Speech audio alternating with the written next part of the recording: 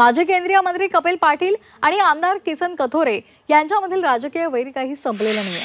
2024 लोकसभा निवडणुकीनंतर दोघांमधील संबंध कमालीचे ताणले गेलेले आहेत। त्यामुळे दोघे सुद्धा पक्षाच्या सार्वजनिक कार्यक्रमात एकत्र असतात, मात्र तरी सुद्धा एकमेकांकडे ढुंकून सुद्धा पाहत नाहीत। याची प्रचिती पुन्हा एकदा आलेली आहे। ठाण्यामध्ये भाजपची कोकण विभागीय पदाधिकारी बैठक आयोजित करण्यात आली होती।